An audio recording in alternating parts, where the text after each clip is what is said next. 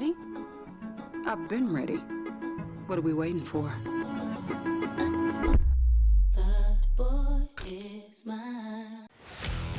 Let's face it, there's a lot of trash talk in basketball, but the great teams let their performance do the talking.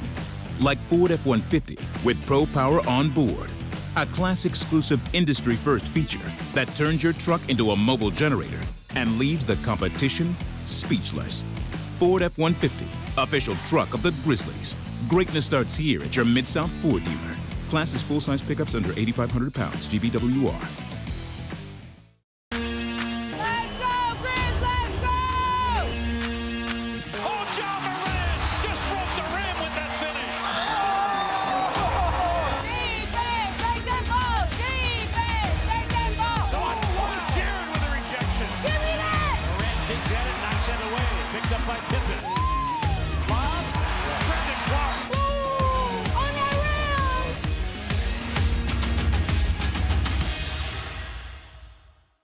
Sonic Radio. Welcome back to Sonic RNDIO. That spells radio with me, the CIO. This just in, the new Sonic $1.99 menu lets you build a crave-worthy meal for just $1.99 an item, whether that's a creamy shake, crispy tots, or a quarter-pound double cheeseburger. This just out. Ostriches. They're mean, not very cute, and in my opinion, way too big for a bird. Don't miss the Sonic Fun 99 menu. 5 items, always $1.99. Live free, eat Sonic.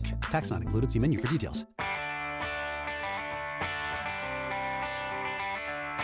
Live from the Built Ford Tough studio at FedEx Forum, it's the Gary Parrish Show, presented by Ortho South, on YouTube at Grind City Media and the official Grind City Media app.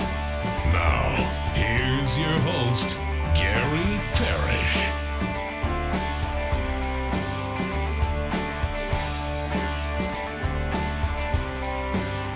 All right, I'm here. My name is Gary Parrish, speaking to you from the Built Ford Tough studio, FedEx Forum. We're in downtown Memphis. Ben and Doyle right there producing the program. Glad he's with me. Glad you're with me. Hope you're getting through the day best you can.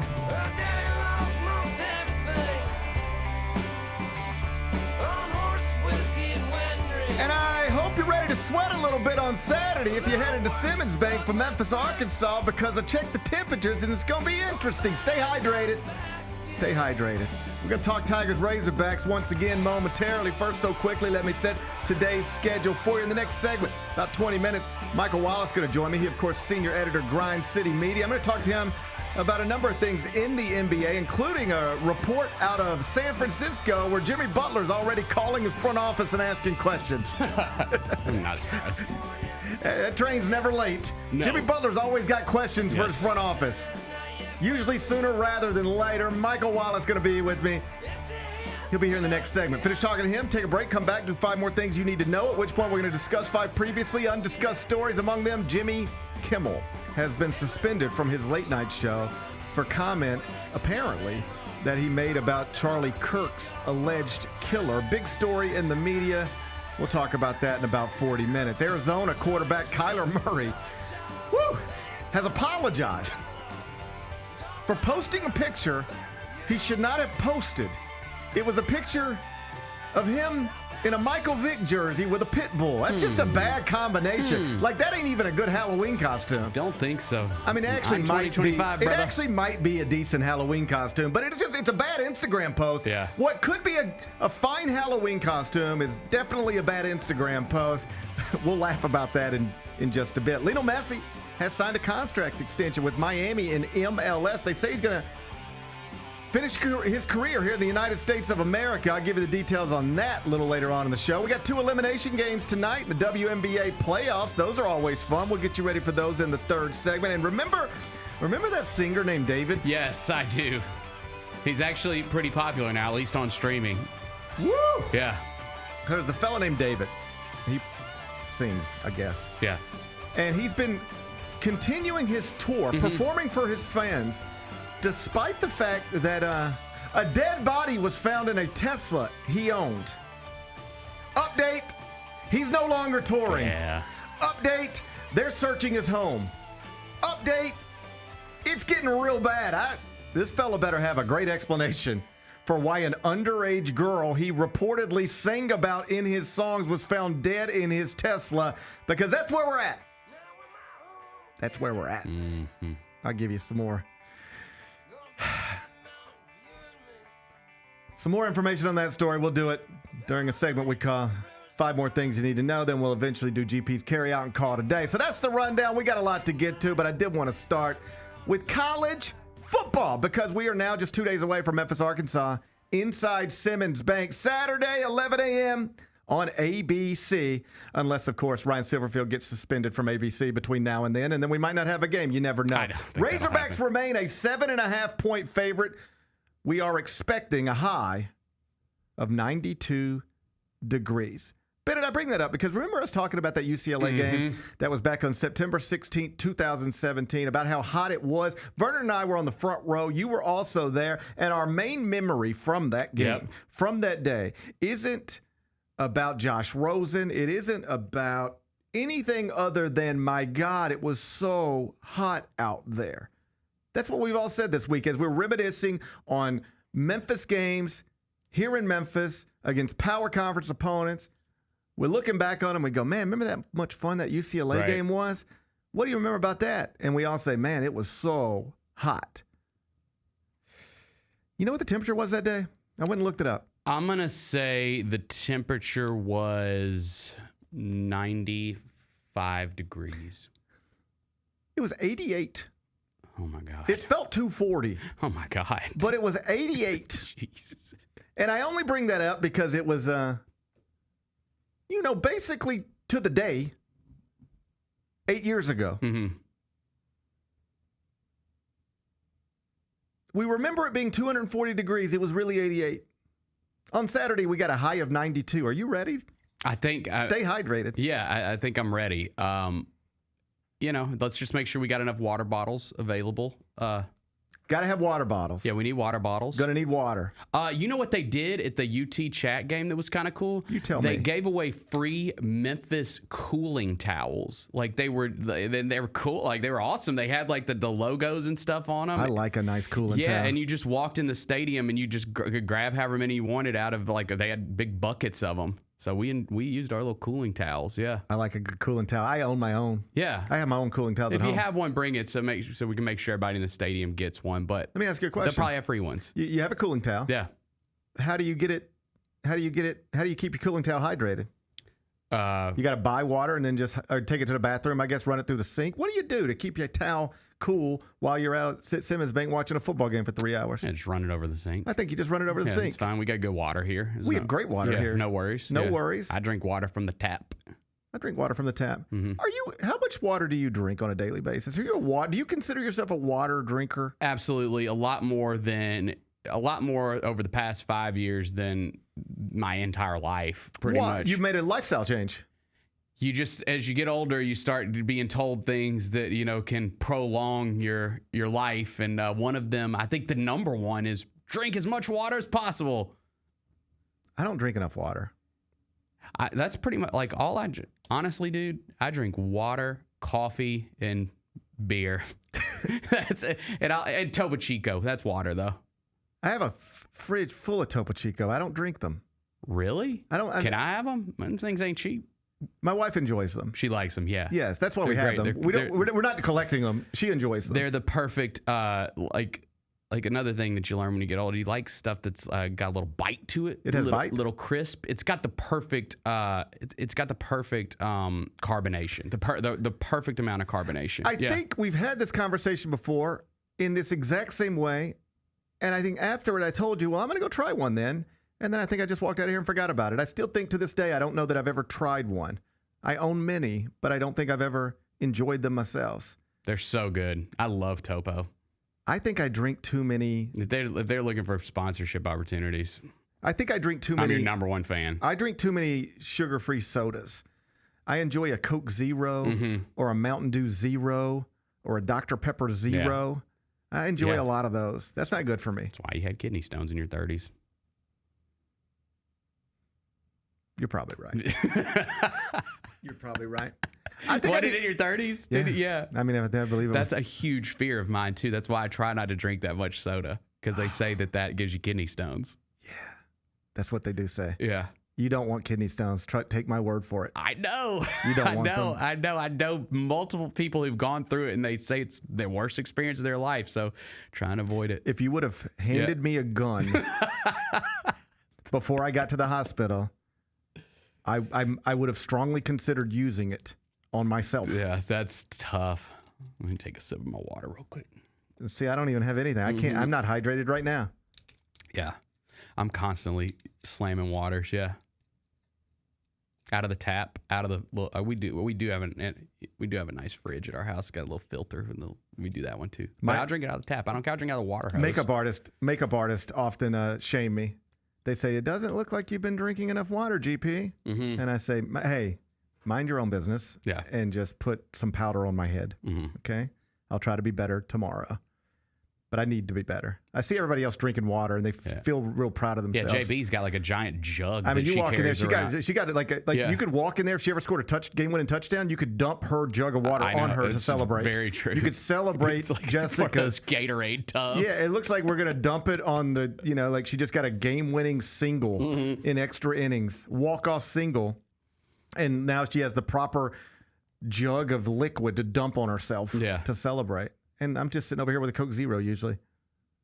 I need to look in the mirror. Yeah. Might be time for me to do some soul searching. Water, man. Let me ask you a serious question. What's up? Does the temperature ever dictate what you're going to do? Meaning this. You and your beautiful wife and your beautiful family are planning to go to the zoo on Sunday. But then you look at your weather app and it says it's going to be 94 degrees.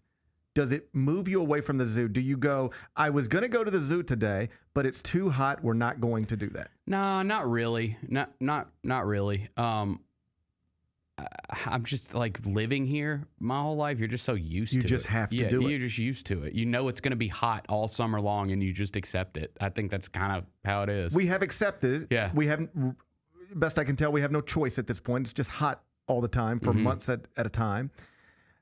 And I'm like you. I don't really let it impact what I'm going to do on a daily basis. Like if I'm going to go play golf, I go play golf. And I'm miserable. It's awful. Got my cooling towels and all that stuff. But I just do it anyway. Although I will say, and we talked about this earlier in the summer, there was an afternoon, a weekday afternoon this summer where it was like we were in a heat advisory. They were like literally telling us, don't go outside unless you have to. And I was like, I'm getting 18 in today. And I got dizzy and lightheaded and multiple times thought I was going to pass that outside. So much so that I was concerned. I went to the doctor to just get everything checked out. I just was concerned. How much water did you drink on the course? See. Do you count high noons as water? I mean, I'm sure there is some water in those. Yeah. There's got to be some water in high noons. I believe alcohol dehydrates you, so I'm working against myself? I think you're fighting against yourself. I've always been told that for every drink, you want to take a shot of water. I'm supposed to be digging out of a hole, and I'm really just digging a bigger hole. Yeah. That's what you're telling me. Yes. I was so hot that day that I made doctor's appointments and went and got checked out. Because I was like, I know I'm getting older, but I shouldn't be almost dying on a golf course. And I felt like I was about to fall out. And you know what? They ran all the tests, and you know what the conclusion was? You probably just didn't need to be outside that day for 4 hours. Well, here's what I'll say. The good thing about Simmons Bank Liberty Stadium, and it's going to be even better, probably, I guess, by next year. When you walk outside of the stadium, everything's completely shaded, right? So, like when you walk outside of your entryway, go into your seats, the whole wraparound is shaded. Of course, so you can go out there and find some shade and go do a lap. Yeah, get your lap in, get your a steps lap in, get a cooling towel, go to Uncle Lou's, go get you a Pronto Pup, get you a Bev, and you'll be good. I think it's gonna be fine. I think it's going to be great. Wear a hat, wear a bucket hat. Yeah. Those will cover like your neck so your neck doesn't get sunburned. Of course. Yeah. How do you feel about people wearing those things around their neck and they're like little mini fans and they blow on their neck? How do you feel about those? I mean, like, would I wear one of those? Absolutely not. Absolutely not. But I don't fault anyone that would wear those. We've done the ones like, what's the ones that you buy when you go to like Disney World that you put the water in them and you squirt them and it's like the fan. I like a mist. They're like $50. How do you feel about mist? I love a good mist. I love a good mist. I love mist. Yeah, love a good mist. At the FedEx St. Jude Championship? They have the misting fans. Oh, my God. Those are amazing. I want some of those in my backyard. I want to own one. Yeah. How much do you think one of those goes for? Probably a lot. Yeah, probably a lot. I'm going to look into it. Mm-hmm. There's just something about just standing in front of it. Yeah, they're really cool. Like you are so uncomfortable because it's so hot. And yet there's this thing that makes you feel like you're in Alaska. Yeah. You're not in Alaska. You're in Memphis, and it's 100 degrees. But suddenly you stand in front of this thing, and you close your eyes, and you're like, I'm in Alaska. I like them. Yeah. I enjoy a good mist machine. Perhaps they'll have some of those out at Simmons Bank on Saturday. We're going to have to wait and see. But tickets continue to sell well. Yeah, I got an email from him yesterday. It said it was like less than 4,000 left or something like that. So if you want to go, you better go ahead and get tickets. Yeah, it's gonna be big. Yeah, yep. It's gonna be hot, but not. I don't think so hot that it's gonna dissuade people from getting outside. It would not dissuade me from getting outside. The temperature will be what it is, but I think we'll survive. Yeah, we'll be good. I'm very excited. Did you see have you seen their hype video from the Troy game? I haven't seen the hype video. I made a cameo in it. You're in the Memphis football hype video. I'm in the Memphis football hype video. I basically intro the video. It's a dry intro. They know it's the Gary Parrish show. No, not so fast. They decided it was going to be the Bennett Doyle show. Not so fast. Yeah. I mean, Well, I think, Robbie, do we have it? Do we have the video? Can we play it real quick? It's at the very. I've been saying it like this. Here we go. This game could wreck your season if you lose it. It's all the hope of what could be. I think diminishes quite a bit with a loss at Troy. Welcome to the All-State Saturday kickoff here in Troy, Alabama. A beautiful morning in the hype video. That was me in the hype video, yeah. Then it got the lead comment in the hype video. Now, I had different people saying to me, like, oh, they're coming after you. They're coming. I did not look at it that way. I did not take that as they're coming after me for saying that if they lose at Troy, it could derail the whole season. I took it as, and the video's great. Go watch it. It's like 6 minutes long. It's got all the highlights and everything. I took it as when you're telling a story, like a sports story, like what happened in this awesome game that we won. That's right. Convincingly. Convincingly. You have to start with the controversy. That's right. You start with the controversy, and then it gets to like Ryan Silverford in the locker room, like, come on, we got to win this game. That's right. That's getting everybody all fired up. And then you see it, and you have the highlights, they kill them, everything like that. I took it as they're using me to set the stage. You're just a stage setter. Yeah, they're not saying F you. No. Look what you said in your face. That's not what happened there. No. They're just using you as a stage setter. You're just a stage setter. Yes. How are you supposed to make people understand how big of the stakes are high. Big of a win this was at Troy unless you set the stage? Exactly. Insert the stage setter, Bennett Doyle. You're a stage setter.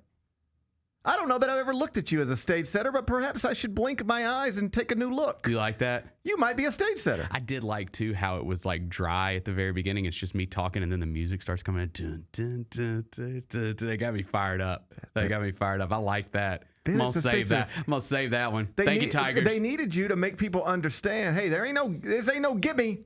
This ain't no gimme down at Troy. And it could wreck your season if you lose it. They needed you to set the stage. I thought you said it well. Yeah. I wish I'd have better appreciated how much you were setting the stage in real time. I wish I didn't need a Memphis football video to make me understand how well you set that stage. When we beat Arkansas's ass this weekend, I hope they used me like at some point. I don't know what maybe it would just be like at the beginning, like get your cooling towel or something like that. But feel free. I really liked that. Hey, great job, whoever did that. Hey, do you want to take an opportunity right now? You want to try to get you say something right now that you think could end up in the next video. Memphis upsets Arkansas at Simmons Bank on Saturday. They're making a video, and they need They need the stage set. Bennett, the floor is yours. GP. I like the way you put my name in there.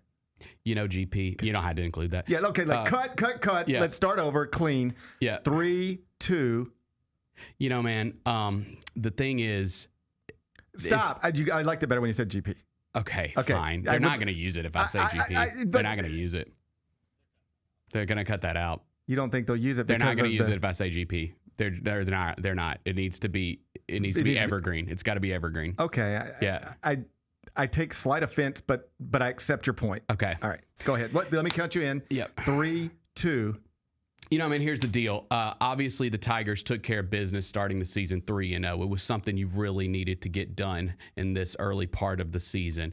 But now comes the big test against an SEC opponent. They're coming to your place. They might not come back again for a long time.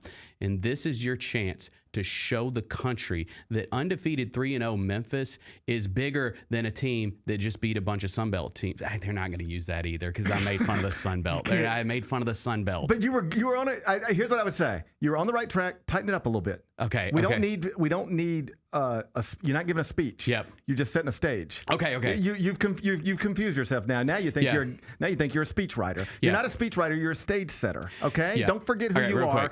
Don't forget who you are. Let me count you in. 3, 2.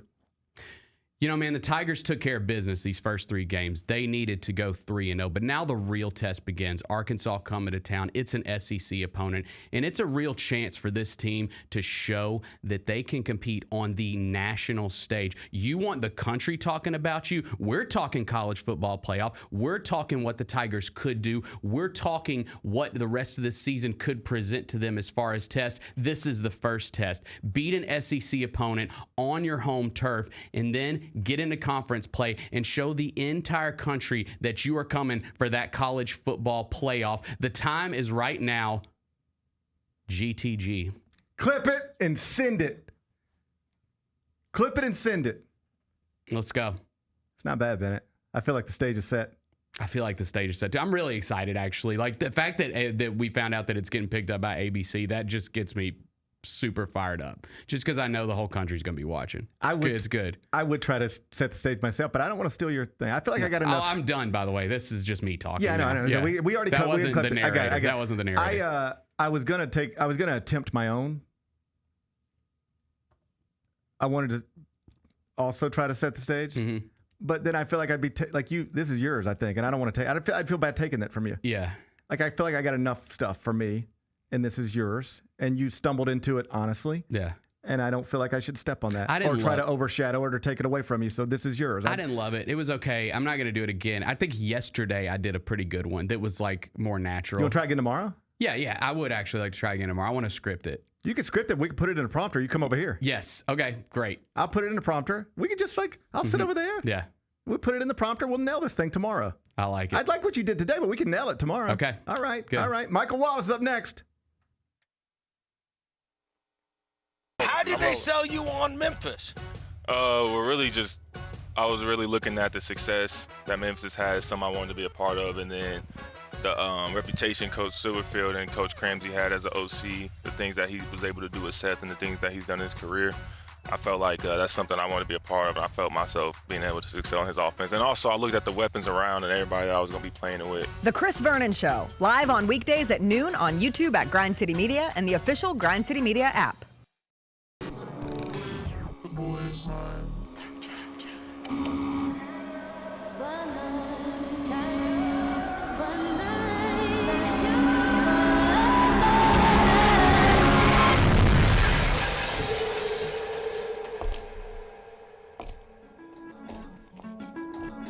You ready?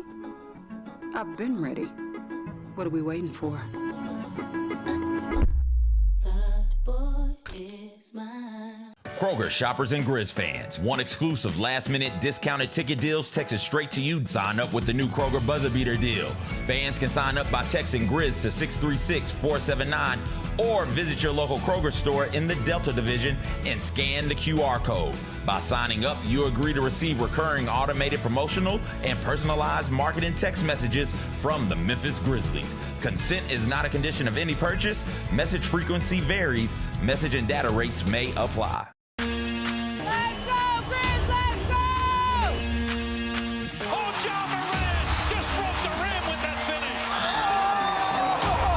Defense, take that ball! Defense, take that ball! So on Jared with a rejection. Give me that! Moran digs at it, knocks it away. Picked up by Pippen. Bob, Brandon Clark. Ooh, on that rim!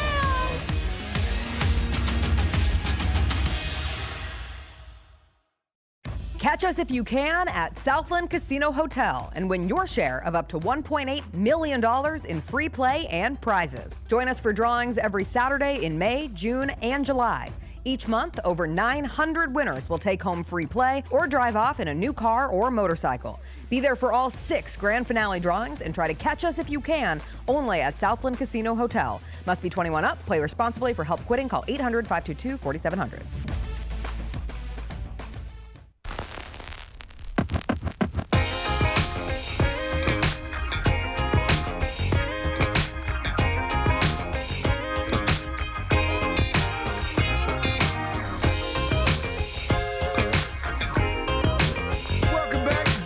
Show presented by Ortho South. We're inside the Built Ford Tough Studio, and on Thursdays in the second segment, I'm joined by Michael Wallace, senior editor, Grind City Media. He's here right now. Michael Wallace is GP. How you doing on this Thursday? Hey, it depends on how you pulled into your parking spot, man. My tone is set based on how you pulled into your spot today. So you tell me, how am I doing today? I was running a little behind. I don't know that I was as careful as I should have been. I'm glad I'm not next to you today. I don't know. I was running a little behind. I did the best I could. How you doing today? Hey man, I'm good, man. I'm good, man. We're less than 2 weeks away from media day and training camps, and for the Grizzlies, and right in the smack dab in the middle of the first quarter of the college football season, and the NFL is kicked off. Man, this is my favorite time of the year, honestly. So a bunch of stuff to talk to you about. Let's start with something ESPN published a couple days ago. It was their ESPN Future Power Rankings. We're very familiar with them. We talk about them every year. It was just a few years ago where the Grizzlies, in back-to-back seasons, heading into them, were ranked number one. Like over the next 3 years, what franchises are set up to really do some damage? Grizzlies were number one. Now, obviously, that's Oklahoma City. The Grizzlies came in at number 17. Just your thoughts on that. Is that an appropriate place to put them heading into this season? It is. I mean, the Grizzlies have been one of those teams where all the promise, all the potential was there 3 years ago. And, 3 years ago, these two guys that are leading the franchise now were 22, 23 years old. And, it seemed like everything was in front of them. They were positioned, top 2, top 3 in the West for most of the part during the regular season. And you expected that they would just naturally take that next step. And that hasn't happened. So what happens is you gain 3 years, you're 3 years older, 3 more years of injuries and seasons that fell short. And now you're not the darling anymore. You know what I mean? You're sort of this middle-aged NBA team right now with your guys just, still in their primes, but in their mid to going into their late 20s now. And it's time to get it done if this iteration of the Grizzlies is going to work. So projecting them somewhere in the middle of the pack is about right. And, it can go either way from there. It is true that in the NBA, sometimes you get these young combinations and it looks like it's really headed to somewhere special, and then it doesn't go. Even if the individual players are very good individually, for whatever reason, the team's success doesn't follow it. Something that just popped into my head as I'm thinking through it. In Washington, once upon a time, they had John Wall and Bradley Beal, and they were both young and both awesome, and it felt like, all right, where's this thing going? And it just never really went anywhere, although John Wall had a nice career and Bradley Beal's had a nice career.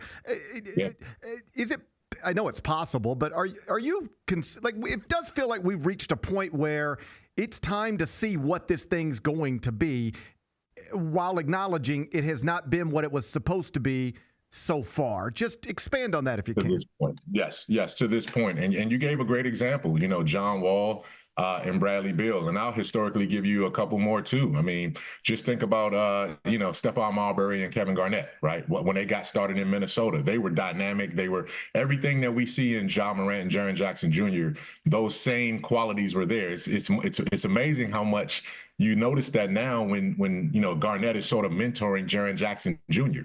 And Marbury was that dynamic, explosive guard and was taking the league by storm because of his athleticism and his swagger and everything. And, Ja Morant has a lot of those same qualities. That tandem didn't necessarily break all the way through, even though they had some encouraging seasons. You go even, right around that same time, Vince Carter and Tracy McGrady up in Toronto, they never really broke all the way through. They had a couple of playoff appearances, but it never really went much further than that. So more often than not, these dynamic duos don't reach the full potential of getting all the way to a conference finals or an NBA finals. And then they have to move on in different directions. The Grizzlies are at that crossroads right now with both Ja and Jaren, and in the middle of what is now near or at max level contracts. And it's only going to get more expensive, and the results have to be commiserate with what you're paying these guys and what the cost is to keep those two together. The Marbury Garnett thing is perfect because, as you say that, I could close my eyes and see magazine covers with those two guys on it. They were young. They were both awesome. They were cool. They were, the faces of some stuff. And then it just never, Kevin had to go to Boston to get, everything that he wanted out of his career. And so obviously we hope we never have to break this thing up in that way, that everything's going to be accomplished here. But I think those ESPN future rankings were just a reminder that, we're off track a little bit and we need to get back on. Speaking of Jaren specifically, he held his annual camp this weekend in Memphis. By all accounts, it was great. He also spoke with the media while he was there and, among other things, said that when there is it certainly suggested, I don't want to say said, but certainly suggested that when we get an update about his recovery from surgery, that people are going to be happy with it. It sounds like things are going well. What more can you tell us about that? He's in a good place. You know what I mean? He had his time frame. It didn't get shared publicly from the time he had the injury to the time surgery was performed in July, early July, all the way through now. He's been progressing. He's been methodical in terms of it. And now that we're on he's been at the gym, he's at FedEx Forum, going through things and rehab and working out and all of those kind of things during the voluntary off-season program that they're going through right now. You hear the balls bouncing. You see guys, getting their, physical fitness and all of those things, and their training and their rehab is going. So the gym is there's a lot of energy in there right now. And Jaren and Ja have both been in there. So it's one of those situations where the leadership is in place early. They want to set that tone under first year, as Tuomas Isolo enters his first full season as coach. But more specifically to Jaren, this is a guy that now that we're getting towards training camp, I think you kind of pump the brakes a little bit and you try to preserve him through training camp. They certainly took that approach last year when he came up with the hamstring injury on the first day, essentially, of training camp. He really didn't do anything the rest of training camp in terms of games and preseason. So you want to get him to the start of the October 22nd and give him a chance to be able to play potentially that first week. I think, and again, I don't know this, but the way things are trending, it seems like, it certainly appears, barring a setback, Jaren could be on the cusp of playing within the first, week or two of the regular season. There was a pretty famous influencer / streamer in town. I guess it was last week. I Show Speed. He was in Memphis popping around, and one of the things that got a lot of attention is that, he spent some time on camera with Ja Morant and Jaren Jackson Jr. And when I watched that, whatever was said, who cares? I just thought it was interesting that Ja and Jaren were both in downtown Memphis. And my point being, as you say things like, that you hear balls bouncing, and do you have a sense for how common it is for players to be in town where they work well in advance of training camp, actually working together? I only ask because I can remember times I know Marc Gasol didn't spend every offseason here, and Mike Conley didn't spend every offseason here. I can remember one year when Chandler Parsons was a part of the organization, I was talking to somebody on the team, and they were like, yeah, everybody's here except him. We see him on TMZ, but we don't see him here in Memphis at all. Do you have a sense for how common it is for superstars of franchises to be in their city in which they play as often as Ja and Jaren have seemed to be, at least recently?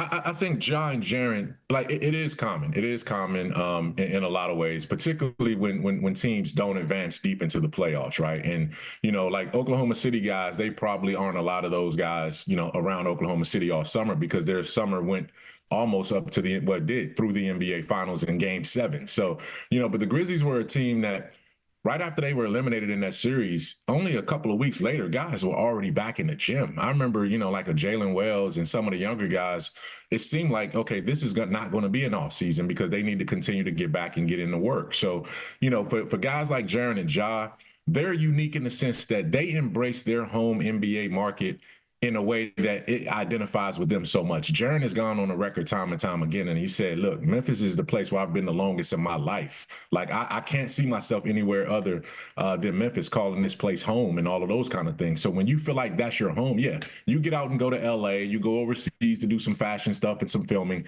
but you matriculate back here, particularly when you need to go through rehab.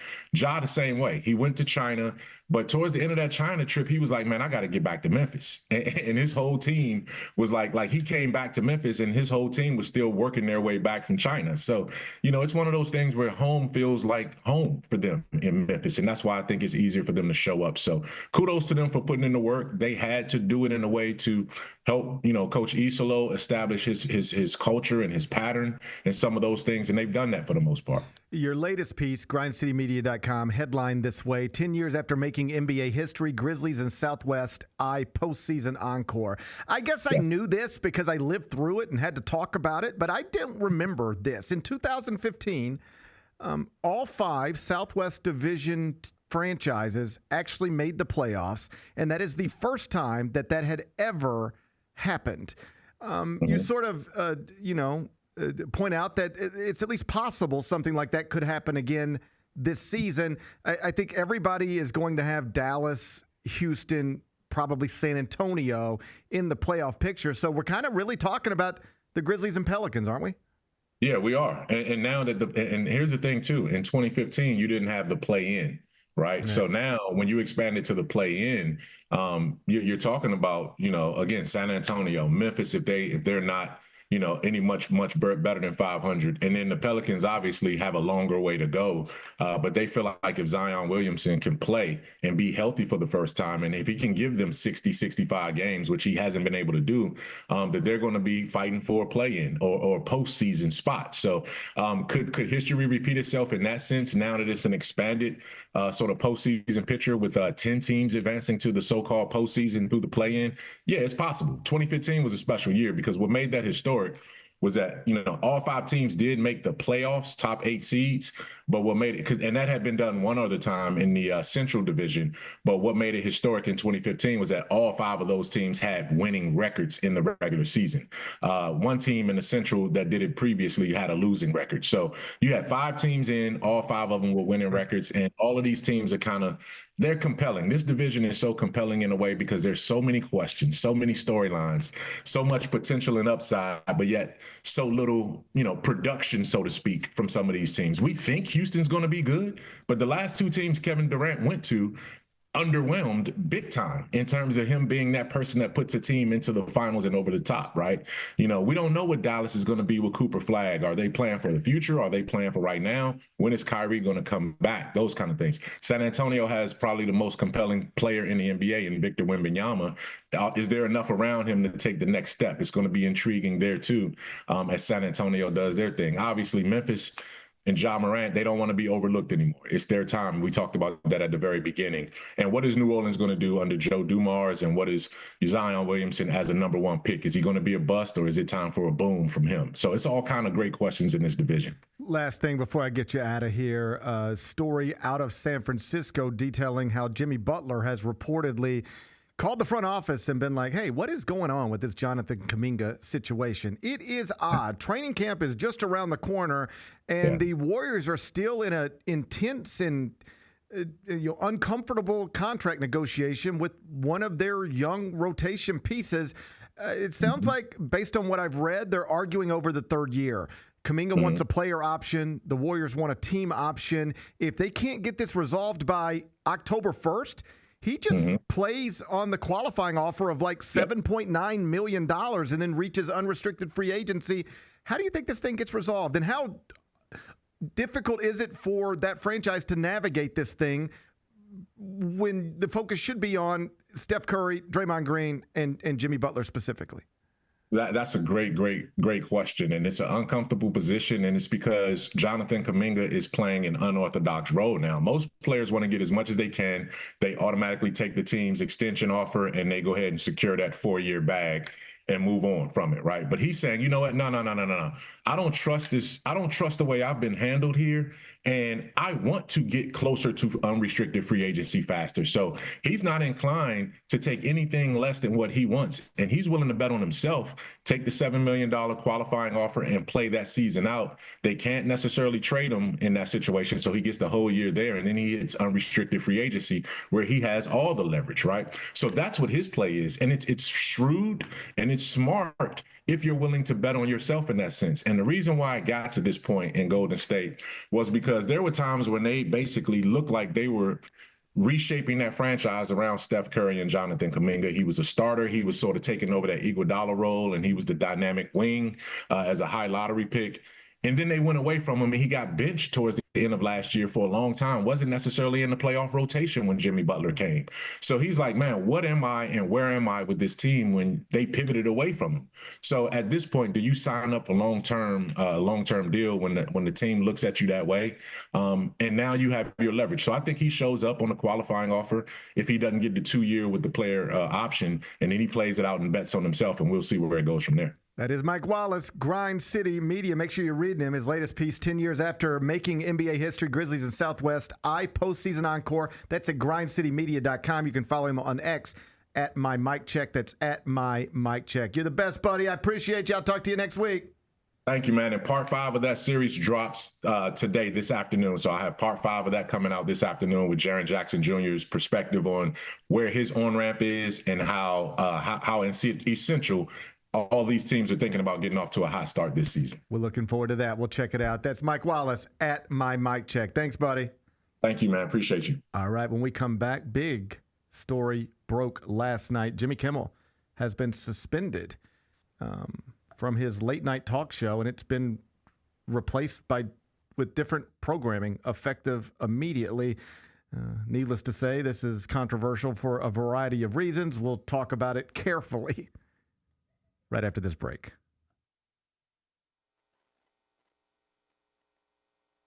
Who do you go to learn still? Like, who are you looking to for inspiration? A couple years ago, I went and visited, even though he's younger than me, but we've got great admiration for one another.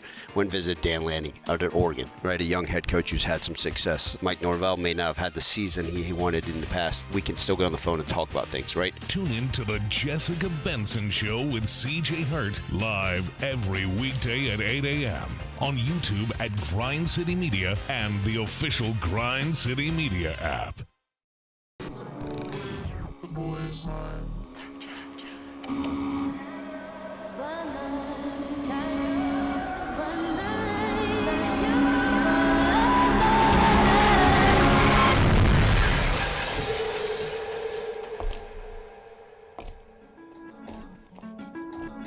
You ready?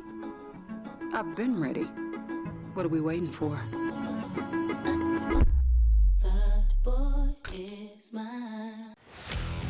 Let's face it, there's a lot of trash talk in basketball, but the great teams let their performance do the talking. Like Ford F-150 with Pro Power on board, a class-exclusive industry-first feature that turns your truck into a mobile generator and leaves the competition speechless. Ford F-150, official truck of the Grizzlies. Greatness starts here at your Mid-South Ford dealer. Class is full-size pickups under 8,500 pounds, GVWR.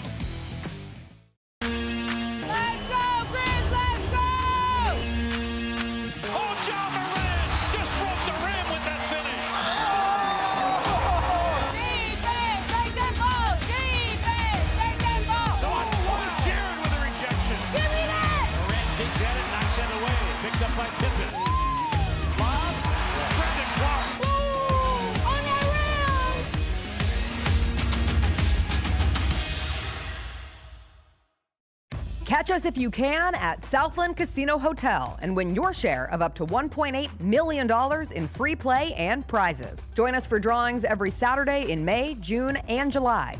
Each month, over 900 winners will take home free play or drive off in a new car or motorcycle.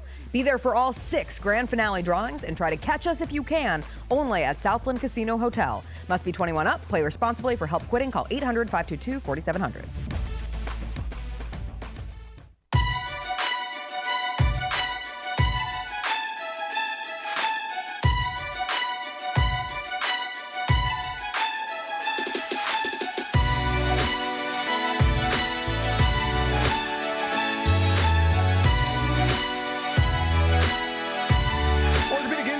Unpredictable, unforeseen, and unscheduled, and Ortho South understands this better than anyone. Since your injuries don't make appointments, you don't need to either. That's because Ortho South welcomes walk-ins during the weekdays, in the evenings, and even on Saturdays. So next time an unforeseen injury makes an unscheduled appearance in your life, visit orthosouth.org to find your nearest urgent care location. Just walk in, and Ortho South will take care of everything, especially you. Learn more at orthosouth.org. That's orthosouth at orthosouth.org. Now, I got 5 more things you need to know. Number 1. Disney's ABC is taking Jimmy Kimmel's late night talk show off the air indefinitely amid public pressure from FCC Chair Brendan Carr and ABC affiliates. This news broke last night, and it was effective immediately. Like, Jimmy Kimmel was in studio last night. Audience members were on the cusp of entering the studio. Guests were on their way to the studio in West Hollywood. And then the news broke. You're not doing a show tonight. We don't know when you'll do a show again. We don't know if you'll ever do a show again. You are off the air indefinitely because of comments he had made earlier in the week about the murder of Charlie Kirk, specifically about the alleged killer of Charlie Kirk. I think at this point, most people have gone back and seen what Jimmy Kimmel said. And I saw it, yep. If I'm being, well, let me just ask you first. What did you make of what he said? Did it strike you, if you would have heard that on Monday night, would you, if you were watching it live, would you have said, oh, buddy, he's going to have to pay for it? No, not at all. Not at all. Not at all. It just seemed honestly kind of like a throwaway comment, if I'm being honest, just that it was part of the joke that he was telling. And I think I've made my stance pretty clear on this. Jimmy Kimmel is at his core a comedian, and I do not agree with the canceling of comedians. I think that comedy is meant to make you feel uncomfortable, and I think the best comedy is the comedy that makes you feel uncomfortable. So that's, and I don't care what it's about. Like, that's just where I am. I don't care if it's somebody that I don't agree with their views at all. That's just where I stand on it. I do think that he might have been a little incorrect. I think he probably was. In making some assumptions, and we could all maybe learn a lesson from that. Sure. So I understand that. I understand people being frustrated by the way he phrased and framed certain things. But do I interpret that as what amounts to a fireable offense? I mean, there are more wrong things said on television every night than whatever Jimmy Kimmel said the other night. Every night. Every night. On some channels more than others. And so, though, if I were advising Jimmy Kimmel, would I have, and I had that script in my hands in advance, I would have said, hey, we might need to be careful here because you're going to say this thing. And I don't know if we know it's exactly true yet. So maybe hold off on that for now, because he said this on, I believe, Monday night. And on Tuesday, we got a lot more information about the alleged shooter. Yeah. And what might have led to this and motivated this. And frankly, it contradicts the point on some level that Jimmy Kimmel was trying to make on Monday night. I think that's fair. Yeah, I do too. Do I think that's should cause all this? No. And I hope people understand exactly what caused all this. I mean, obviously it starts at the tip top. But this isn't a situation where Like if I said something right now that the Grizzlies or Grind City Media felt was offensive or out of line or inappropriate, and they could come in and punish me. Like, I would hope that never happens, but I could envision how it could. It happens in media organizations all the time. This is not necessarily Jimmy Kimmel's bosses just saying, we thought you crossed the line and now you got to sit over here for a minute and maybe forever. No, they're getting the pressure. From literally the FCC. Yep. The FCC chairman publicly stated yesterday, we can either do this the easy way or the hard way. Mm-hmm. And more or less suggested, you better do something about it or we'll do something about it. And so they did something about it. And now, in a matter of months, we have had big announcements about 2 of the 3 biggest nightly talk show hosts either being suspended from their jobs or on their way to having their show end. This is crazy. This is insane. And if you don't think it's insane, just know that if any other administration tried to do stuff like this, you would think it's insane. Mm-hmm. We're not too far removed. You can find it on YouTube from comedians going to the correspondence dinner and making fun of the President of the United States, not only on TV, but to his face.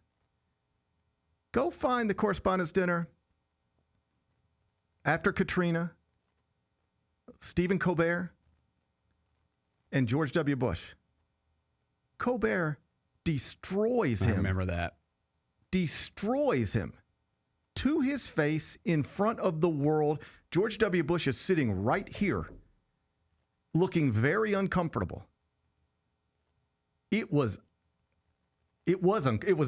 brilliant comedy because he was in character. He was in character from the Colbert Show, the Colbert Report that he used to do. Right. He was playing that character at the correspondence dinner brilliantly, but mocking the President of the United States in front of the world to his face. And when it was over, they shook hands, and that was the end of it. Mm-hmm. It just didn't go anywhere other than that. That is the country we used to live in.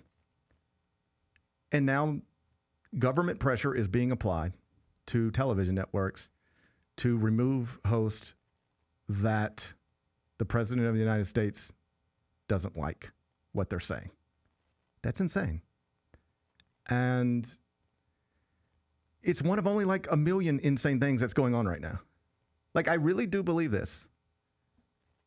In my life, since I've been paying attention to things, it's never been more like, what is going on than we are right now. We're living in it right now, whether you know it or not. We're living in it right now. History is not going to look back fondly on this. None of this.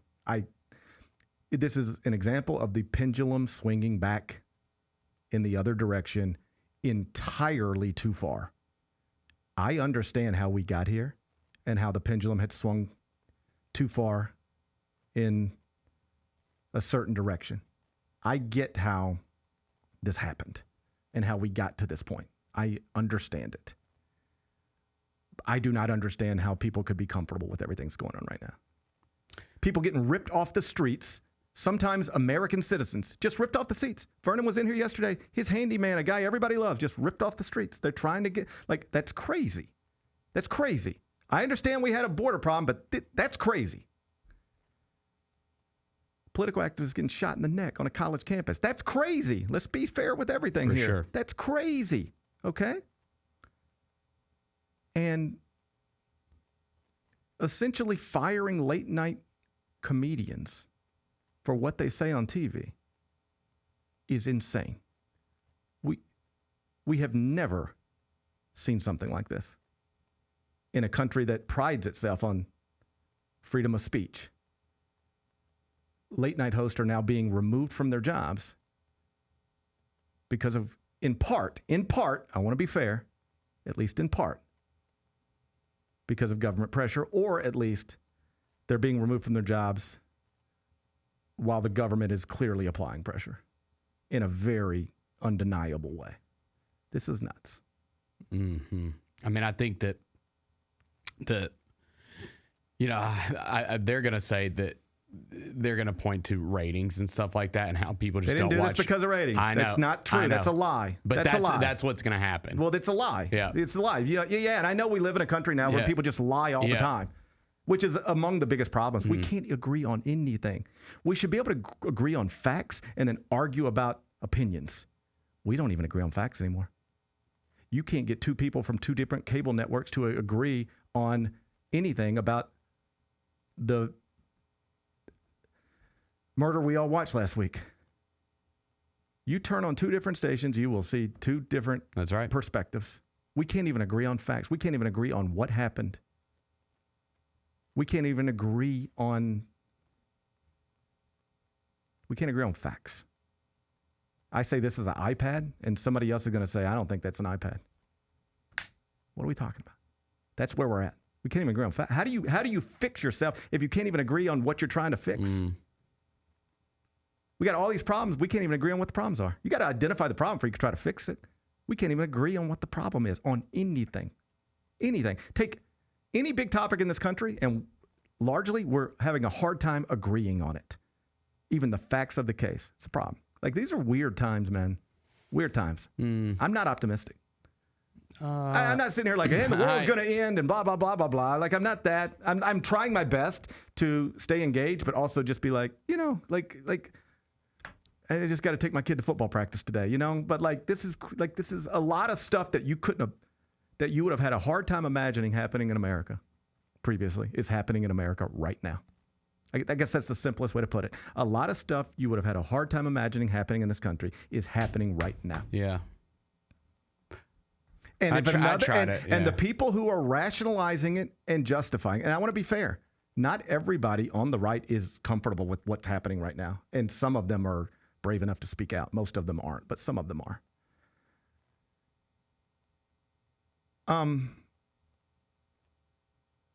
Even the people who are rationalizing this and justifying it, if you just change the name from Trump to Obama and then played the stories out the exact same way, they would not be okay with it. They would be raising hell and talking about their countries being taken away from them.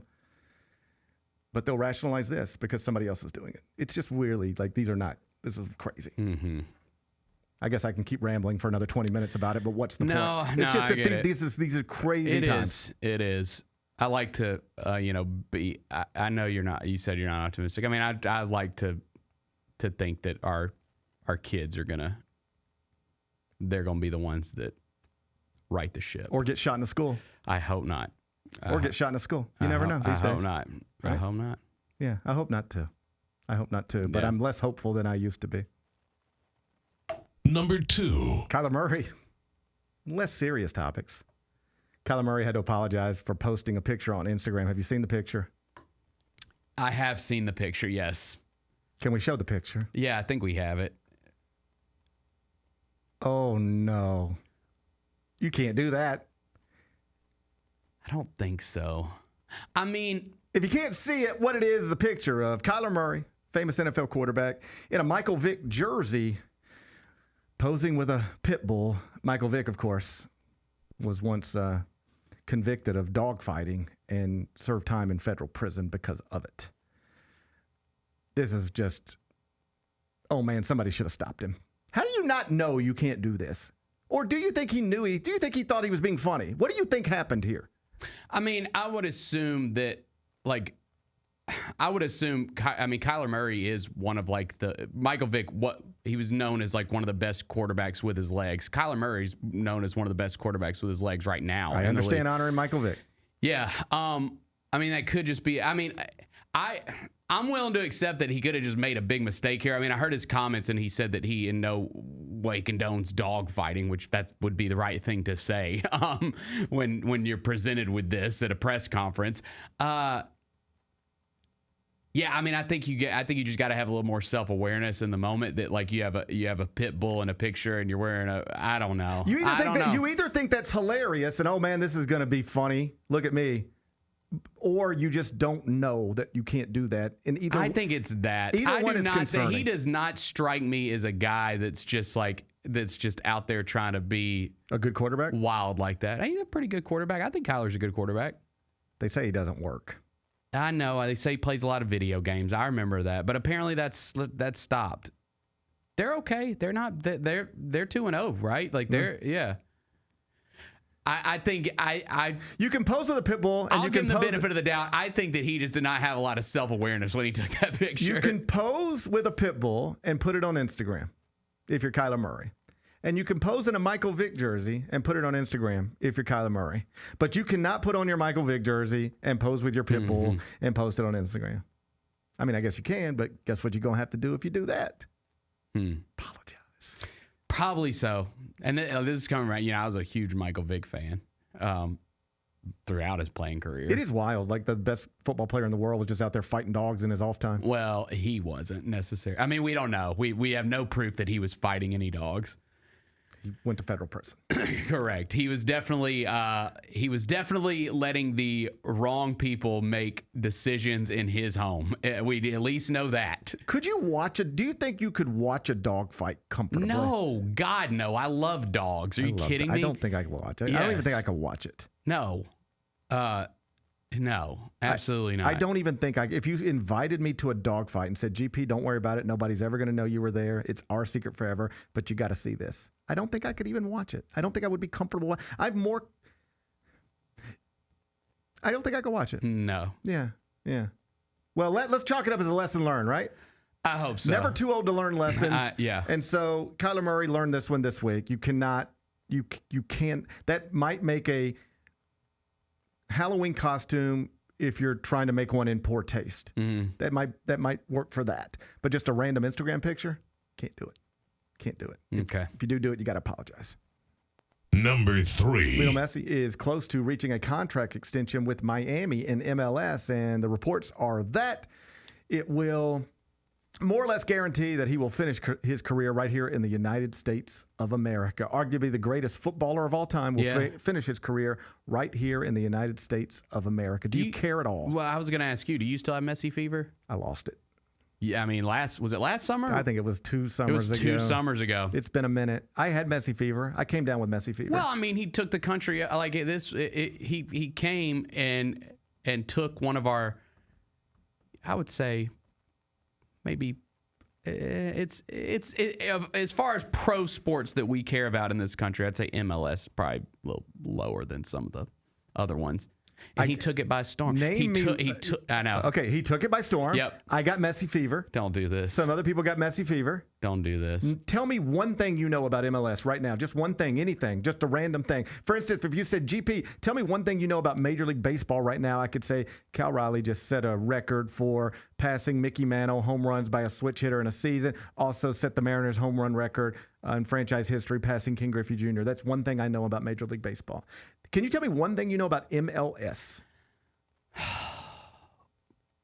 I know that Orlando City has the purple jerseys. They have a good kit. They call them kits. They're called kits. I think they wear kits. And I have looked into buying one of their kits because I think they're cool looking. But as far I'm not super plugged in. I'm going to be honest with you, man. I can't sit here. Also, like another thing I'm going to be honest with you about. I can't find it anywhere anymore because the Apple took it and then put a paywall behind it. Like I used to, I could just stumble into it. I never see MLS matches anymore. Where are they? Where do you find them unless you pay for that Apple thing? You're asking a lot of questions. You ready for this? Yeah. I don't have any of your answers. I don't hear anything about this anymore. I don't see it. I don't think about it. I don't know who's leading it in goals. I don't even know who plays in it outside of Messi. I don't know who's good. I don't know who's bad. I live on the internet every day and work in sports, and I have anything that happens in MLS somehow stops short of reaching me. And this isn't true of most other sports. Like, I'm not sitting around following the WNBA every day, but that stuff reaches me. I know what's going on in the WNBA on a very surface level, unless I want to dive in and really try to understand something. But that stuff reaches me. I knew when the WNBA season started I knew when Caitlin Clark got hurt. I knew when Angel Reese was. I know everything Angel Reese does. I knew when the regular season was winding down. I know that the playoffs are going on. I know that we got 2 Game 3s tonight. Yep. Like, this stuff all reaches me.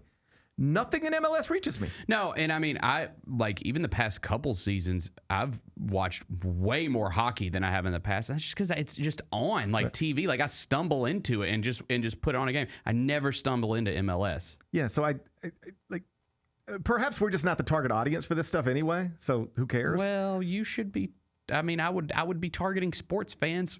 It's just like, but I'm assuming they thought Messi coming to the United States would change soccer here in some tangible way. And I think it did initially. Like, at least we were paying attention to it. I can remember being in New York City, like doing some television stuff up there in the summer. Literally went to a sports bar to watch a Miami MLS game because Messi was playing. Like, literally, I was like, that's what I'm going to do tonight. I'm going to go watch Messi play in the sports bar in Midtown Manhattan. And that's just over. I don't think it's resonating like that at all anymore. I don't think so either. How about this? Well, because all the Okay, you ready for this? All the teams, because it's clearly like a regional thing. They all you got to see him. Like he came to your stadium probably multiple times. Like you've gotten the experience, right? I maybe that's it. Yeah. It was like, we want to go see Messi. And I'm like, okay, we did that. Yeah. But I didn't really have a great time. I don't want to go back. I don't know. I don't know. How about this? How is he even playing? You got an answer for that? How's Messi doing this season? It can't be as good as when he first got here because I was seeing his goals on SportsCenter. Here's all the my time. point. I don't even know. Yeah. I don't know. How is Messi doing? I don't know. I haven't heard. It's never occurred to me to look, and it hasn't found me. Like, it's just, this thing has fallen it just hasn't happened in the way I assumed they thought it would. And I'm an example. I am somebody who, when they announced Messi's coming to America, I literally subscribed to MLS. I might still be an MLS subscriber. I probably am. I don't remember canceling it. I subscribed, and I went out of my way to watch games and keep up with. Like, I could tell you when Messi is playing. We used to come in here and talk about it. Yeah. I'd be like, hey, tonight Messi's playing and whatever. Yeah. I don't know the last time he played. I don't know the next time he's playing. I don't know anything about it. It just is fallen off. It's just become something that's happening in our country, and it used to matter, but it doesn't matter anymore. But he's about to sign a new contract. Good. And so he'll stay here being invisible to most sports fans, I guess. I guess that's the lesson. Okay. Number 4. We got a doubleheader tonight. Yes, we do. On ESPN2, WNBA playoffs. And there's a couple of Game 3s. And as you know, in the first round of the WNBA playoffs, Bennett, Game 3s are Game 7s. Yep. Game 3s are deciding games. Somebody's going home tonight. Somebody's advancing tonight. Fever Dream. We're doing that one down in College Park, Georgia. Oh, that's cool. And Fever Dream. Storm Aces. We're doing that one out in Las Vegas. Listen, barring a surprise, the Dream and Aces should win at home and advance. Mm-hmm. They're both the better teams. They got home court advantage. They're both 7.5-point favorites tonight. But I don't care how much of a favorite you are. You get into an elimination game, like that gets to you a little bit, right? You know you're at home. You know you're better than them. You know you should win the game, but it gets to feel NCAA tournament-ish a little. I think so too. Hey, Las Vegas, you've won 2 of the past 3 WNBA titles. You've got the 3-time WNBA MVP on your roster. You've been the better team than this team all season long. You got a home court advantage tonight. But if, you shoot 3 of 22 from 3 and turn it over 17 times, your season's over. Like, if you play poorly tonight, your season's over. I like high-stakes stuff. I like win or go home. Are we picking one of these tonight, or are we doing NFL? That's why I put this here. We're picking NFL. Okay, we're good. Not going to forget. Good. I didn't want to spoil. We're not going to forget. Okay, who we are. I think for sure. I think in the second game, the Aces are going to destroy the Seattle Storm. You think Seattle Storm's getting destroyed? Yes, inside Michelob Ultra Arena, which is I love that. I've been there. Have you been to Michelob Ultra Arena? Of course. I would assume that that they just got that stuff on tap. They had a college basketball event there a few years ago. Creighton was involved. I don't remember who else was, but Creighton was involved. So I went out there for that, and I was inside Michelob Ultra Arena for like a half of a basketball game. We've off and on claimed the Atlanta Dream Yes. all season long. My colleague Renee Montgomery is a part owner of the Atlanta Dream, so my heart's with Renee. I will be rooting for them tonight, and I think that they will be our team going forward the rest of this postseason. You can't lose to the Fever minus Caitlin and Sophie, can you? Absolutely not. That's embarrassing. Absolutely not. Can't do that. I think they'll handle business. But lose at home to the Fever minus Caitlin and Sophie. We can't do that. I bet that one could get interesting. I think the Aces are just Asia Wilson's about to go insane tonight. Just watch. All right. Bennett says just watch. Big night for Asia Wilson. He's taking the Aces and the Dream, but he thinks the Fever they could create a little test there. Number 5. I got to tell you about this guy named David. Holy God. I know a little bit about him. I'd never heard of this person, say, a month ago. Yeah. I had never heard of this person up until a Tesla that he owns was discovered to have the body of a badly decomposed girl in it. That's all we were. Yeah. David, and he puts a 4 in there for some reason. His name's David, but there's a 4 in there. I call him D4VD. Like, I got a brother-in-law. His name's David. He has no numbers in his name. It's all letters. The exact ones you would think. Mm-hmm. But this fella here decided he wanted to put 4 in. First red flag, right? Possibly. So this fella named David with a 4. I don't know nothing about him. I didn't even know he existed, right? And then TMZ's like, hey, David, he's on tour. Mm-hmm. And they just found a body in his Tesla. I was like, well, that's not great. You never want a body. I mean, you'd agree with that, right? You never want a body being found in your Tesla. Or anywhere in your vicinity, for I that say matter. anywhere. Yeah. But certainly your Tesla. And then they were like, and he's, still scheduled to perform tonight in Denver or whatever. And I was like, I don't know. Maybe I'd take the night off. Mm-hmm. They found a body in my Tesla. But he was going to perform. So they couldn't identify the body. It was too badly decomposed. But we now have identification on the body. Okay. It's a 15-year-old girl. Jeez. Who has been missing since 2024. She's been missing for a while. Her name's Celeste. And David's tour has been postponed. I would think so. They have searched his home. Yeah. There are videos on the internet of him at very public, visible locations that are like 0.3 miles from her home. Okay. And there is a leaked track, a leaked song that has surfaced where he is singing about his love for a person named Celeste. Those are all red flags without question. I got one more for you. Yeah. The first thing they knew about the decomposed body, they were like, we don't know who this is. We will have to identify this in some creative ways, this body. But there is a identifying, like a tattoo. She's got like a tattoo, like tattooed on her wrist. Guess who also had that tattoo? David. With a 4.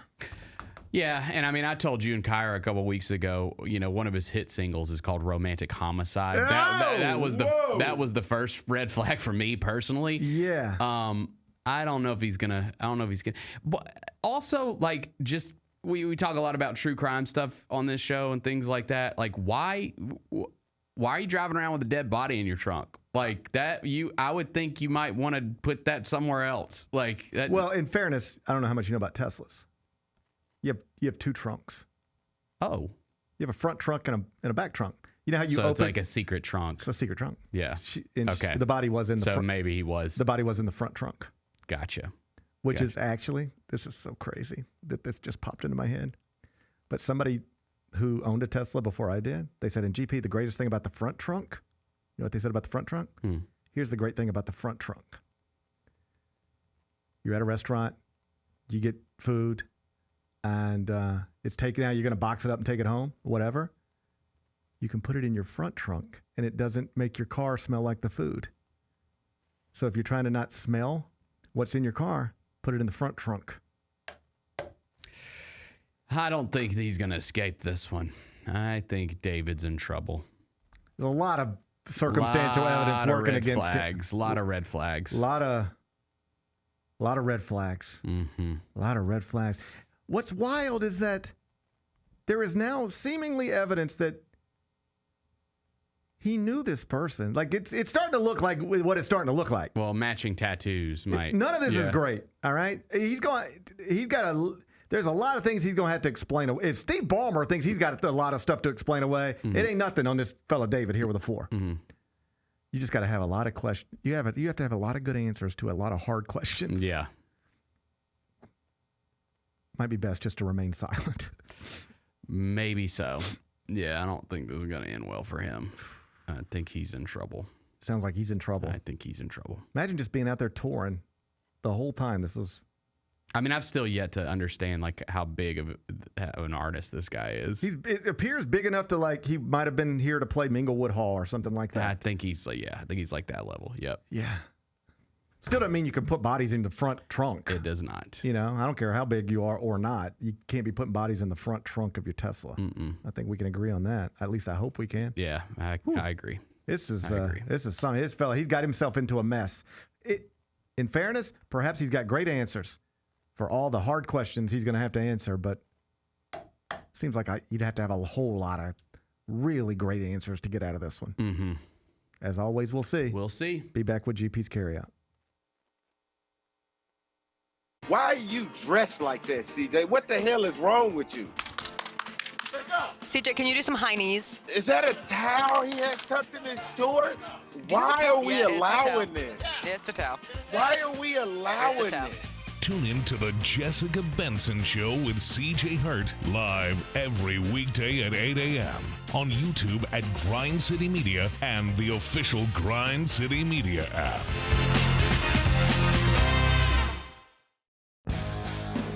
Grizzlies fans know it's the team that gives you the edge. Big River Steel does too. And much like the Grizzlies have recruited legendary talent, we want you to be part of our team. Are you ready to be part of something legendary? Then visit www.bigriversteel.com. That's www.bigriversteel.com.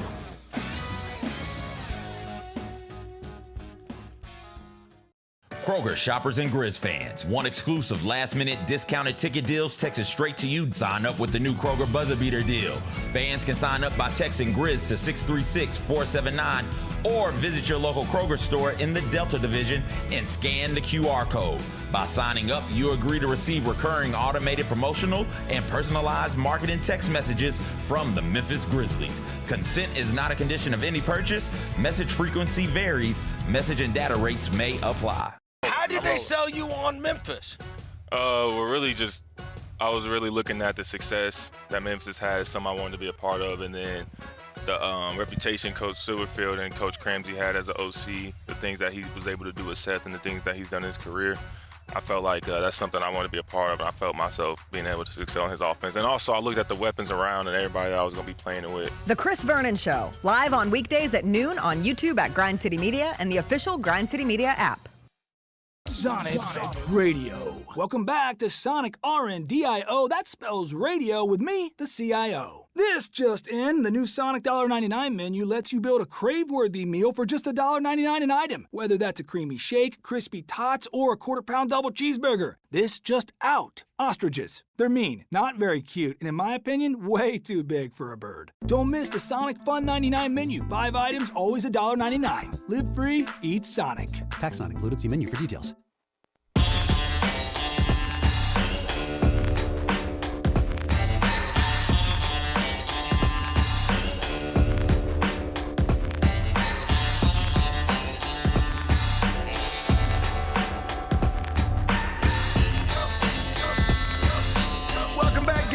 Show presented by Ortho South. Let's wrap it up with GP's Carryout. It's time for GP's Carryout. One final segment filled with stuff to take with you. It's not everything you need to know, but it's most of it. What did we miss today? Well, some interesting college football news. A report from Pete Thamel, ESPN. Kansas and Arizona State are in discussions about moving next season's matchup to London's Wembley Stadium so we could have another Big 12 game going to Europe, specifically London. We talked about this when they had the game in Ireland earlier in the year. Who was that? Iowa State, Kansas State? Yes. And on one hand, I'm like, why are we playing college football in Ireland?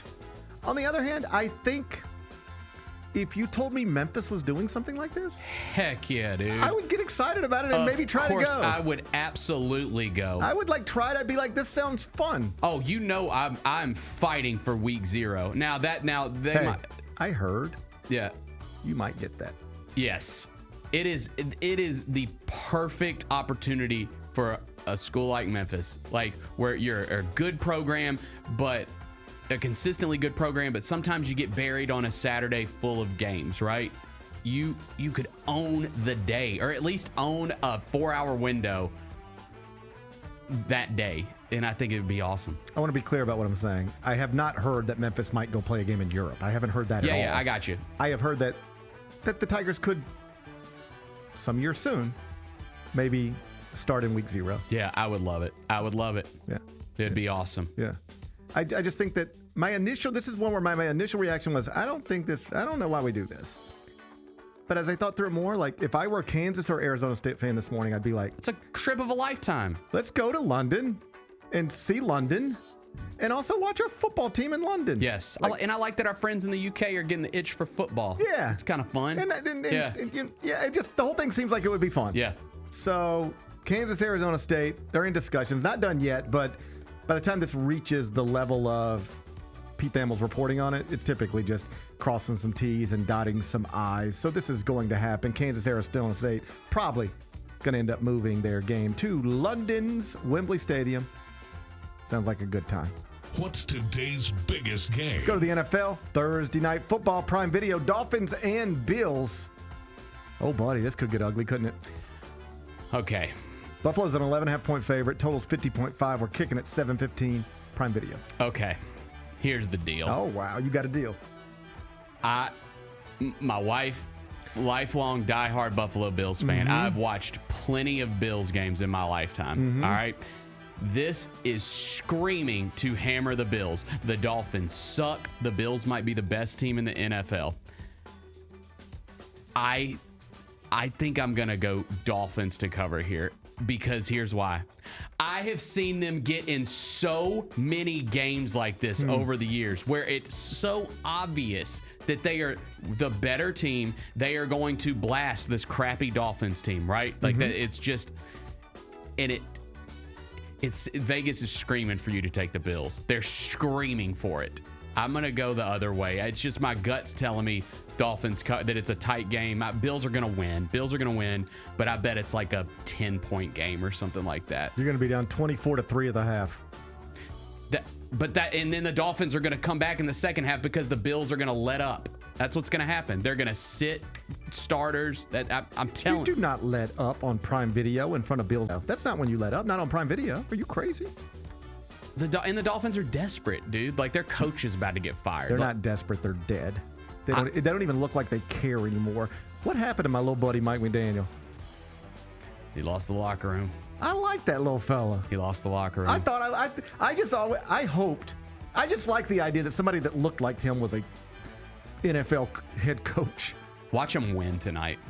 I hope so. Watch him win tonight. I might sprinkle money line. I'm just telling you, and my wife would agree with me. Like, I've seen this play out so many times. I bet it's going to be a tight game. Okay, Bennett. Yeah. Okay. I hope it is. I like tight games. But I feel bad for every time when I used to look at Mike McDaniel, I see a little fella filled with joy. And now I look at him, he just looks sad every time I see him. Every time I see him now, he looks sad. Yeah. Is he sad? He must be. Yeah. He'd have to be. I'd be sad. I saw Rex Ryan was on TV calling him a nerd. That made me want to root for him. That made me really want to root for the guy. It's one thing when people are up there like, your offensive line's got to be a little, sharper, and you're just talking football stuff. And it's like, no, he's just a nerd. Yeah, of course, like the big burly football guys, like, F this nerd. Nothing surprised me more than Rex Ryan hated Mike McDaniel. I don't know. I like the idea. I didn't know enough about him to know whether I thought he was good at his job. I just liked the idea of him. He was quirky and kind of funny, and he looked, a little nerdy, but a little kind of cool and nerdy. Yeah. Like a cool nerd. Yep. If you accept that label. Yep, I'll accept it. And now now every time I see him, he looks sad. I wish he would cheer up a little bit. Hey, I know one way to cheer up. Beat the Bills in Buffalo. That's one way to cheer up. I think that buys you some time. I think it does. Yeah, it'll buy you. It'll buy you a night filled with joy. Yeah. I hope he gets it. I hope he does too. I doubt he will. What are we watching on TV? Can I interest you in Black Rabbit? I saw the trailer for it. This is the new Netflix movie. Is it a movie or a show? It's a limited series. I do love a limited series. I like a limited series myself. I will say I finished Adolescence finally last night. Man, that's one of like the best things I've ever watched. I tried to tell you. It really is. I tried to tell you. It moves you. It really does. Like as a father of boys, like it just hits different. And the last scene with the father. Man, because it's just like, and I won't give anything away, but like this, that whole last episode where he's just trying to he's trying his best to just be a good family man, and this thing happens that is trying its best to prevent you from being a good family man, right? Like it's like this guy's trying his best and something happens that's out of his control, and all you want to do is just blame yourself, and yet you're probably not to blame at all, right? But you can't help but ask questions of yourself. I would blame myself. You start to question yourself, and I'm sure the parents of Tyler Robinson right now are like starting to question themselves. I thought about that too.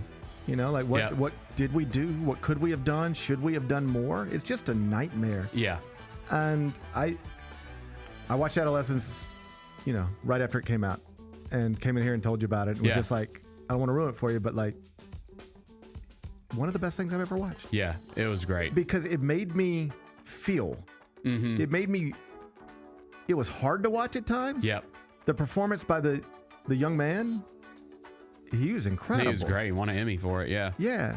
And then just the way everything about it was just like, I felt something. To me, that's the greatest television or film, when it makes you feel something, when it makes you want to think about it and talk, when it makes you look in the mirror a little bit. Yes. I'm the father of 3 boys.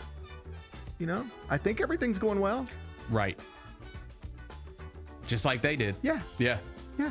You don't know as much as you think. Mm-hmm.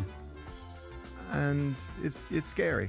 It's scary that, where life can take you sometimes. Mm-hmm. So I'm glad you watched it. I thought it was wonderful. And I honestly I don't think I've talked to anybody who watched it through the end and didn't echo a lot of the stuff I'm saying right now. Anyway, this is Black Rabbit. Okay. It's Jason Bateman and Jude Law. Okay. And it's got star power. It's got star power. And the writer is the same person that wrote King Richard. And King Richard was great. Loved it. Yeah. That was the Venus and Serena movie. Yeah, he was about nominated for an Oscar. So you got Jude Law, Jason Bateman, and an Oscar-nominated writer.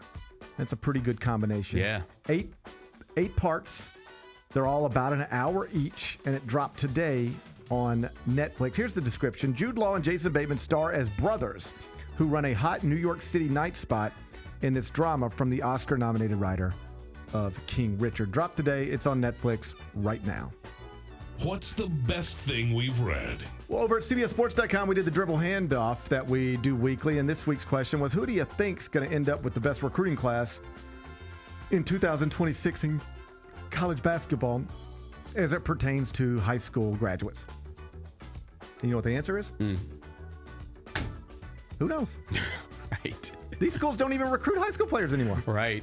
I mean, if you go look at like 24/7 sports. We used to talk about it all the time. By now, most of the best players in the country would be committed. Yeah. And now almost none of them are. And it's because schools don't know how many high school players they want. They don't know how much money they have to offer. There's a lack of clarity on the rules. Yeah. It really ended with like I think that era ended with like the Jalen Green, feels like one of the last classes where high school, the top high school guys meant so much. Like you're following that super closely. Well, we still thought Jalen Duren, Amani Bates, like that class, like it still matters. That was huge too. What has happened now is it's a bunch of factors that have led to this moment where who knows? It's the transfer portal and transfer waivers and NIL and revenue sharing, and basically coaches. This is what I'm hearing when I talk to coaches. Unless he's a top 15 player in the country in his high school class, I can find somebody better in the transfer portal in March, April. Like the high school player ranked 42nd in the country is going to get his brains beat in next year by a 22-year-old from the Sun Belt. I'll just wait and buy the 22-year-old from the Sun Belt. So a lot of these players that would, in different years right now, like there's a player right now who's ranked 6th in the country. Yeah. And if he'd have been ranked 6th in the country 10 years ago, he'd be sitting right now with offers from Kentucky and Duke and Kansas and North Carolina. And right now he might not have offers from any of them because they don't know if they, one of the coaches of one of the schools I just named, a Bugla coach, you know what he told me?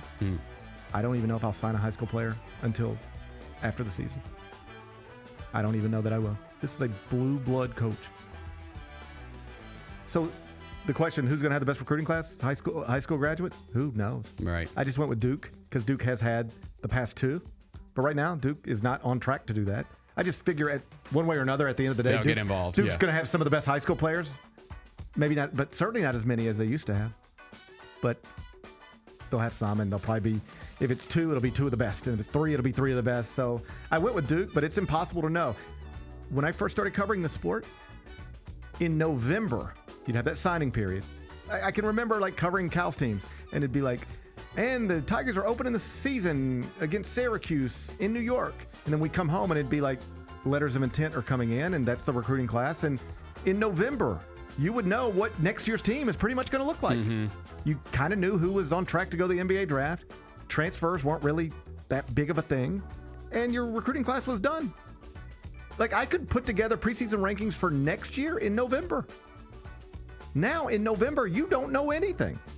You don't know who's going to the draft, who's not, who's getting bought back to college by NIL and revenue sharing. They would go in the draft, but now you're buying them back. Who's going to transfer? Who's not going to transfer? What are you getting done in the portal?